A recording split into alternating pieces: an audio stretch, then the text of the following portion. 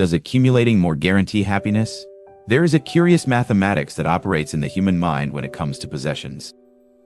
The equation appears simple: more things equals more satisfaction. Yet when we observe this equation in action, something far more complex reveals itself. Watch what happens in the moments immediately after acquisition. A new car sits in the driveway, keys still warm in the palm. There is indeed a surge of something: pleasure, pride, a sense of completion. The neurons fire in patterns associated with reward. The brain releases its chemical cocktail of satisfaction. But observe what happens over the following weeks.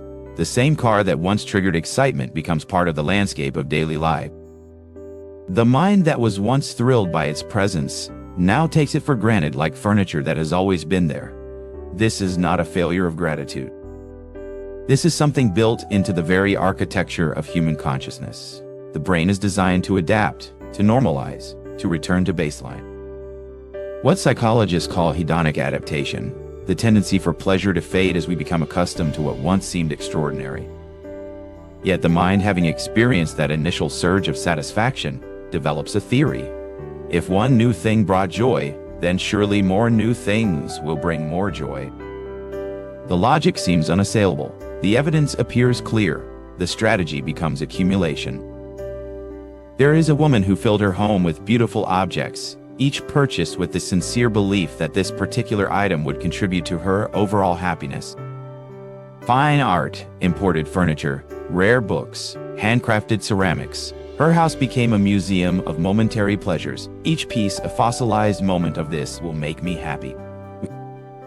But walking through her home, surrounded by all these carefully chosen treasures, she discovered something unexpected.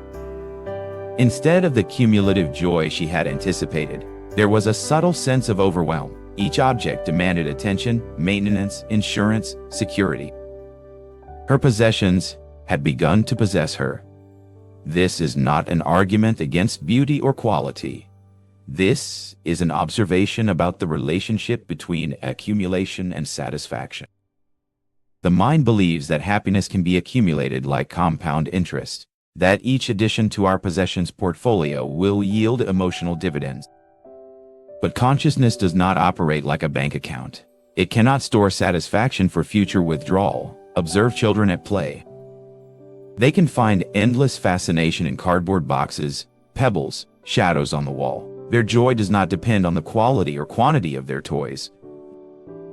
They have not yet learned to equate having with being happy, but somewhere in the process of growing up, we absorb a different understanding.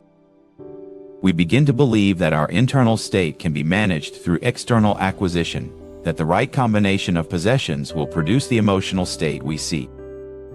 This belief is so deeply embedded in modern consciousness that questioning it feels almost heretical. Entire economic systems are built on the premise that increased consumption leads to increased well-being. Advertising industries invest billions in reinforcing the connection between ownership and happiness. Yet, there are people who live with extraordinary simplicity and report deep contentment. Monks with their few robes, nomads with their portable belongings, artists who choose experience over accumulation. They have not solved the problem of happiness through acquisition. They have stepped outside the framework entirely. This suggests that the relationship between things and satisfaction is not as straightforward as it appears. What if happiness and accumulation exist in different realms of experience? What if one has nothing to do with the other? The mind accumulating objects is like someone collecting photographs of sunsets, believing that enough photos will eventually equal the experience of witnessing a sunset. The collection grows, the storage expands, but the essential experience remains absent. But this is not to suggest that all possessions are meaningless or that voluntary poverty is the path to enlightenment. That would be another form of ideological thinking. Objects can be useful, beautiful, meaningful. The question is not about the objects themselves, but about what we expect from them. Can we appreciate beauty without needing to own it?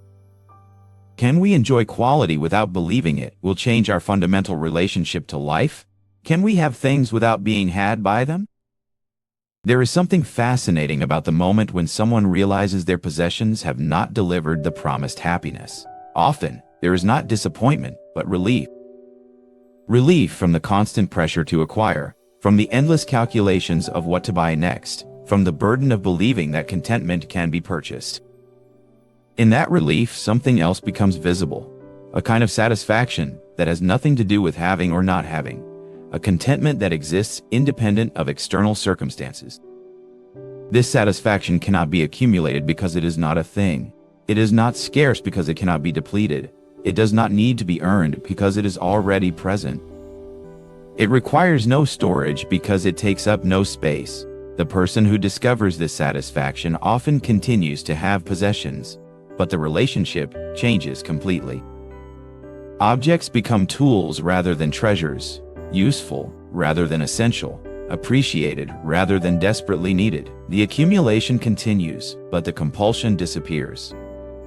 Things are acquired when needed, enjoyed when present, released when appropriate. There is no longer the frantic quality of seeking happiness through having. In the space between wanting more and having enough, a different possibility emerges. A way of being that neither rejects nor grasps, that can appreciate without clinging, that finds richness not in the multiplication of objects, but in the depth of present moment awareness.